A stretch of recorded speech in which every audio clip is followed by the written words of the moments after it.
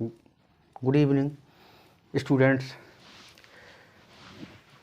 आज मतलब इससे पहले जो हमने वीडियो डाला था वो फिगर ऑफ स्पीच का डाला था, वो बहुत इम्पॉर्टेंट एक टॉपिक है आपका। इसमें मैंने आपको बताया था कि हाई स्कूल में और इंटरमीडिएट परीक्षा में 7 अलंकार, 7 फिगर ऑफ स्पीच आते हैं, जिसका मैंने सैम्पू से उदाहरण दिया था कि जिसमें आपका सिमिली हो गया, मेटाफर हो गया, पर्सोनिफिकेशन हो गया, एपॉस्ट्रॉफी हो गया, ऑक्सीमोरन हो गया और हाइपरबोल है। ये 7 हैं। इसको मैं इसलिए तैयार करा रहा हूँ कि आपके पेपर्स आने वाले हैं। उसके साथ साथ ये यूपी टेट परीक्षा में इसमें से आते हैं, सी टेट में भी आता है और भी एग्जाम्स में आते हैं। तो आपके मैट्रिकुलेशन में क्या कहते हैं, डेफिनीशन आती है और 2 एग्जाम्पल्स आते हैं। तो इसको अगर आप तैयार कर लेंगे तो आपके नंबर पक्के हैं। तो इसलिए बहुत ध्यान देने की बात है। मैंने एक बार फिर रिवाइज करा देता हूँ। जो 3 मैंने बताए थे कि सिमिली क्या है, उपमा अलंकार है। इसमें किसी एक नाउन या प्रोनाउन के गुण दोषों की तुलना दूसरे नाउन या प्रोनाउन के गुण या अवगुणों से की जाती है। तो इसमें तुलनात्मक शब्द दिए होते हैं, कंपैरिजन वर्ड्स, जैसे सो है, लाइक है, एज है, देन है। इसके बाद दूसरा आता है मेटाफर, ठीक है, ये रूपक अलंकार। इसमें एक नाउन या प्रोनाउन की तुलना दूसरे नाउन प्रोनाउन से की तो जाती है, लेकिन तुलनात्मक शब्द नहीं होते हैं, यानी कि इतनी की जाती है कि वो उनका अंतर समाप्त हो जाता है। जैसे मैंने उदाहरण बताया था आपको कि camel is the ship of dessert, ऊँट को रेगिस्तान का जहाज कहा गया है। तो आप किधर से भी कह लीजिए, तुलना इनकी इतनी की गई कि लाइक एज सो सारे शब्द समाप्त कर दिए गए। तो जैसे कह दिया जाए कि कैमिल या the dessert, the ship of dessert, तो ऐसे भी कह सकते थे। फिर आता है तीसरा पर्सोनिफिकेशन, मानवीयकरण। मानवीयकरण में क्या है कि इसमें किसी भी निर्जीव वस्तु को ऐसे व्यक्त किया जाता है जैसे कि वो सजीव है। जैसे मैंने आपसे कहा था कि लव इज ब्लाइंड, लव क्या है, निर्जीव है, और ऐसे व्यक्त किया जा रहा है जैसे ब्लाइंड कौन होता है, कोई व्यक्ति होता है, ठीक है। तो ये आपके 3 हो गए थे। फिर चौथा आपका आता है अपॉस्ट्रॉफी, इसे कहते हैं संबोधन।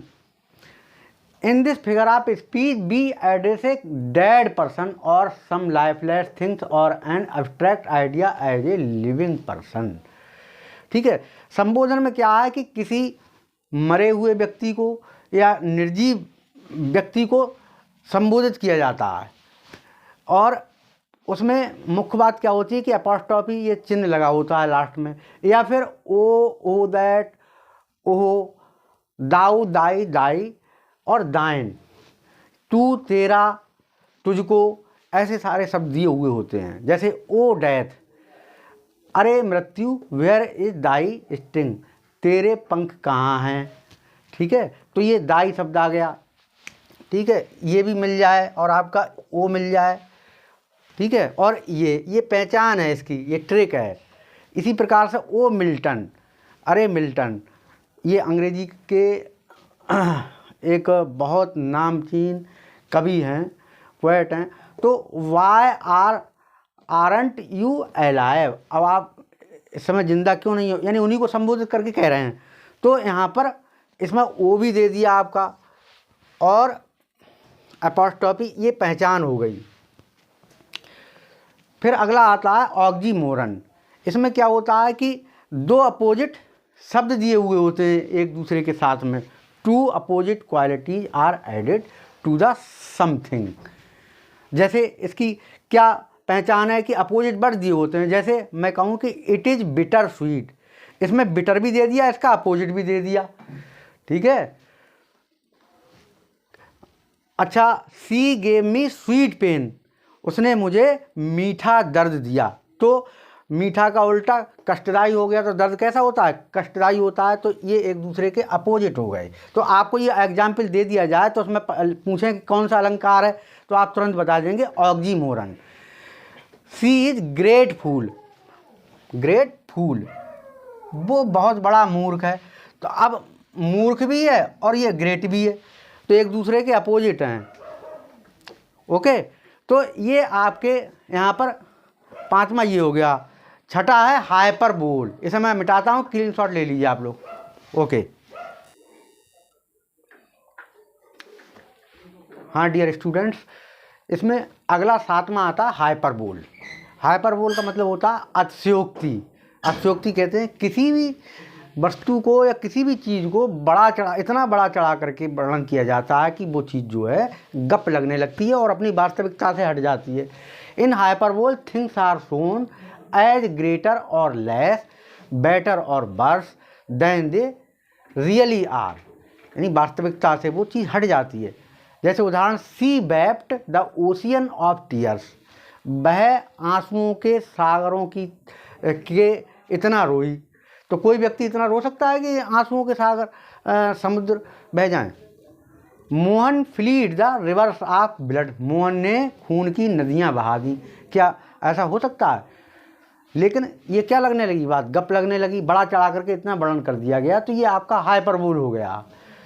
तो स्टूडेंट्स, ये हाई स्कूल और इंटर के लेवल के जो भी आपके फिगर ऑफ स्पीच हैं उनका मैंने वर्णन किया है, और आगे मैं आपको ग्रेजुएशन लेवल के जो 10 फिगर ऑफ स्पीच हैं उनका वर्णन करूंगा नेक्स्ट चैप्टर में। उसके बाद मैं कोई आपको छोड़ने वाला नहीं हूं। अभी आपके 15-20 फिगर ऑफ स्पीच और हैं अलंकार, एक एक को बहुत बढ़िया तरीके से व्याख्यान दूंगा, जो कि आप लोग पूरा समय हो जाता है नहीं याद रह पाते, लेकिन इतने शॉर्टकट तरीके से मैं समझा रहा हूं कि आपकी समझ में आएगा। और थोड़ा सा अब मैं आपको मोटिवेशन लेक्चर पढ़ाता हूं। विद्यार्थियों, हमारा जीवन जो है, हम रोज़ नई कोई ना कोई ऐसी सीख लेते हैं। जब तक हमको अच्छा मार्गदर्शन नहीं मिलेगा तब तक हम आगे नहीं बढ़ पाते हैं, और हमें किसी न किसी की अगर सीख कहीं से मिले तो उसको हमको ज़रूर लेना चाहिए। ऐसी ही एक छोटी सी मैं आपको बात बताता हूँ कि एक बार एक गांव था, उसमें एक शहर का व्यक्ति अपनी लग्जरी कार से जा रहा था। उसने सोचा मैं गांव में जाकर के कोई बहुत बड़ा कारखाना लगाऊंगा। लेकिन जैसे ही वो आगे जाता है, जाकर के एक नदी पड़ी होती है, रास्ते में नदी पड़ती है, उसमें बहुत गहरा पानी था।